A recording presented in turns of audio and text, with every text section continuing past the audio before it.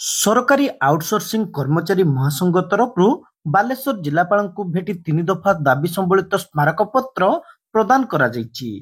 ଗତ 2 ବର୍ଷ ତଳେ ପୂର୍ବ ସରକାର ଚୁକ୍ତିଭିତ୍ତିକ ପ୍ରଥା ଉଚ୍ଛେଦ କରିଥିଲେ, କିନ୍ତୁ ଆଉଟସୋର୍ସିଂ କର୍ମଚାରୀଙ୍କୁ ନିୟମିତ ପାଇଁ ପଦକ୍ଷେପ ନେଇନଥିଲେ।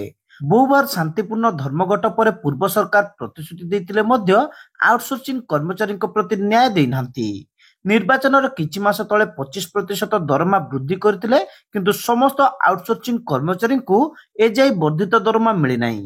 ଛଟେଇ କର୍ମଚାରୀଙ୍କୁ ପୁନଃନିଯୁକ୍ତି ସହ ଛଟେଇ ବନ୍ଦ କରିବା, ଡେଲି ୱେଜେସ୍ କର୍ମଚାରୀଙ୍କୁ ସମାନ ଆର୍ଥିକ ଓ ଆନୁଷଙ୍ଗିକ ସୁବିଧା ପ୍ରଦାନ କରିବା ସହ ସମସ୍ତ ବର୍ଗର ଆଉଟସୋର୍ସିଂ କର୍ମଚାରୀଙ୍କୁ ସ୍ଥାୟୀ କରିବା ଦାବି ନେଇ ମୁଖ୍ୟମନ୍ତ୍ରୀଙ୍କ ଉଦ୍ଦେଶ୍ୟରେ ଜିଲ୍ଲାପାଳଙ୍କୁ ଏକ ସ୍ମାରକପତ୍ର ପ୍ରଦାନ କରାଯାଇଛି। ଦିନକୁ ଦିନ ଦରଦାମ ବୃଦ୍ଧି ପାଉଥିବା ବେଳେ 8 ରୁ 10 ହଜାର ଟଙ୍କାରେ ଚଳିବା କଷ୍ଟସାଧ୍ୟ ହୋଇପଡ଼ିଛି। ତେଣୁ ରାଜ୍ୟ ସରକାର ଅବିଳମ୍ବେ ସମାନ କାମକୁ ସମାନ ଦରମା ଦେବା ସହ ସମସ୍ତ ଦାବିଙ୍କୁ ପାଳନ କରନ୍ତୁ ବୋଲି ଜିଲ୍ଲା ସଭାପତି ମନୋଜ ରାଉତ କହିଛନ୍ତି। ଯଦି ରାଜ୍ୟ ସରକାର ମାର୍ଚ୍ଚ 19 ତାରିଖ ପୂର୍ବରୁ ଦାବି ପୂରଣ ନ କରନ୍ତି, ତାହେଲେ ବାଧ୍ୟ ହୋଇ ମାର୍ଚ୍ଚ 24 ତାରିଖରୁ ଭୁବନେଶ୍ୱର ଗାନ୍ଧୀ ମାର୍ଗରେ ବସିବୁ ବୋଲି ରାଜ୍ୟ ଗଣମାଧ୍ୟମ ସଂଯୋଜକ ସାନୁ କୁମାର ସାସମଲ କହିଛନ୍ତି। ନିଶ୍ଚିତ ଭାବେ ଦେଖନ୍ତୁ, ବିଗତ ସରକାର 2 ବର୍ଷ ତଳେ ଚୁକ୍ତିଭିତ୍ତିକ ପ୍ରଥା ଉଚ୍ଛେଦ କଲେ, ସେତେବେଳେ ଆଉଟସୋର୍ସିଂ କର୍ମଚାରୀ ମାନଙ୍କ କଥାକୁ ବିଚାର କଲେ ନାହିଁ। ଆମେ ଏନେଇ ବାରମ୍ବାର ଆନ୍ଦୋଳନ ମଧ୍ୟ କରିଛୁ ବିଗତ ସରକାର ସମୟରେ।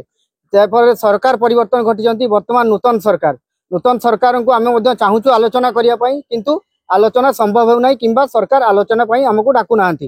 ଏବେ ଆମେ 3 ଦଫା ଦାବି ନେଇ ଆଗାମୀ 24 ତାରିଖରେ ଆନ୍ଦୋଳନରେ ବସିବୁ। ପ୍ରଥମତଃ ଯେଉଁମାନଙ୍କୁ ଛୋଟେଇ କର୍ମଚାରୀ ଅଛନ୍ତି ସେମାନଙ୍କୁ ପୁନଃନିଯୁକ୍ତି ଦିଆଯାଉ ଏବଂ ଛୋଟେଇ ବନ୍ଦ କରାଯାଉ। ଦ୍ୱିତୀୟରେ ଯେଉଁମାନଙ୍କୁ ଡେଲି ୱେଜେସ୍ ବେସିସ୍ରେ ରଖାଯାଇଛି ସରକାରୀ ଦପ୍ତରରେ, ସେମାନଙ୍କୁ ମନ୍ଥଲି ରେମୁନେସନ୍ ଦିଆଯାଉ ଏବଂ ସମସ୍ତ ସରକାରୀ ସୁବିଧା ସେମାନଙ୍କୁ ଦିଆଯାଉ। ତୃତୀୟରେ ଇଏ ସମସ୍ତ ବର୍ଗର ଆଉଟସୋର୍ସିଂ କର୍ମଚାରୀମାନଙ୍କୁ ନିୟମିତ କରାଯାଉ। ଯେତେ ପର୍ଯ୍ୟନ୍ତ ସରକାର ନିୟମିତ କରିନାହାନ୍ତି ସେତେ ପର୍ଯ୍ୟନ୍ତ ସୁପ୍ରିମକୋର୍ଟର ନିୟମ ଅନୁସାରେ ସମାନ କାମକୁ ସମାନ ଦରମା ଆମକୁ ମିଳୁ, ଏହା ଆମେ ଦାବି କରି ଆସୁଛୁ। ବାଲେଶ୍ୱର ଜିଲ୍ଲାରେ ପାଖାପାଖି ବର୍ତ୍ତମାନ ଯଦି ଆମେ ଦେଖିବା 42 ରୁ ଊର୍ଦ୍ଧ୍ୱ ଡିପାର୍ଟମେଣ୍ଟ ଅଛି ବାଲେଶ୍ୱର ଜିଲ୍ଲାରେ। ସମସ୍ତ ବିଭାଗରେ 700 ରୁ 800 ଆଉଟସୋର୍ସିଂ କର୍ମଚାରୀ କାର୍ଯ୍ୟ କରି ଆସୁଛନ୍ତି। ବାଲେଶ୍ୱର ଜିଲ୍ଲାରେ 700 ରୁ 800 କର୍ମଚାରୀ କାମ କରୁଛନ୍ତି।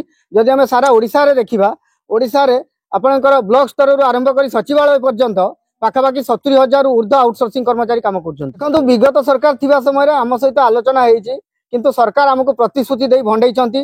ଇଏ ଏଜେନ୍ସି ମାନେ ଆମେ କାମ କରିବୁ ସରକାରୀ ଦପ୍ତରରେ, କିନ୍ତୁ ଇଏ ଏଜେନ୍ସି ବାବୁ ମାନେ ଲୁଟ୍ କରିବେ। ଇଏ କୋଉ ପ୍ରକାର ନୁହେଁ। ଗଣତାନ୍ତ୍ରିକ ରାଷ୍ଟ୍ରରେ ଖଟିବୁ ଆମେ, ସରକାରୀ ଦପ୍ତରରେ କାମ କରିବୁ ଆମେ, ସରକାରଙ୍କ ପାଇଁ କାମ କରିବୁ ଆମେ, କିନ୍ତୁ ଏଜେନ୍ସି ମାନେ ଜିଏସଟି ଠୁ ଆରମ୍ଭ କରି ବିଭିନ୍ନ ପ୍ରକାର ତରିକାରେ ସେମାନେ ଆମଠୁ ଲୁଟ୍ କରି ବସିଛନ୍ତି। ତେଣୁ ଆମେ ଚାହୁଁଛୁ ଏବେ ବିଗତ ଆମର ପାଖ ଯୋଉ ଉତ୍ତରପ୍ରଦେଶ ସରକାର ଯୋଉ ନିୟମ ଲାଗୁ କଲେ, ପାଖରେ ୱେଷ୍ଟବେଙ୍ଗଲ ସରକାର ଯଦି ସର୍ବନିମ୍ନ ଦରମା ଦଉଛନ୍ତି, ସେମିତି ଓଡ଼ିଶା ସରକାର ମଧ୍ୟ ଯେତେ ପର୍ଯ୍ୟନ୍ତ ନିୟମିତ କରିନାହାନ୍ତି ସର୍ବନିମ୍ନ ଦରମା ଆମକୁ ପ୍ରଦାନ କରନ୍ତୁ। ସ୍ମାରକପତ୍ର ପ୍ରଦାନ ସମୟରେ ଜିଲ୍ଲା ଉପସଭାପତି ଦେବାଶିଷ ଜେନା, ଜିଲ୍ଲା ଗଣମାଧ୍ୟମ ସଂଯୋଜକ ସତ୍ୟରଞ୍ଜନ ଅଝା, ସତ୍ୟ ଦତ୍ତ, ମାନସ ଜେନା, ପାର୍ଥସାରଥୀ ବାରିକ, ତ୍ରିଲୋଚନ ପଣ୍ଡାଙ୍କ ସମେତ ବିଭିନ୍ନ ବିଭାଗର ଆଉଟସୋର୍ସିଂ କର୍ମଚାରୀ ଯୋଗ ଦେଇଥିଲେ।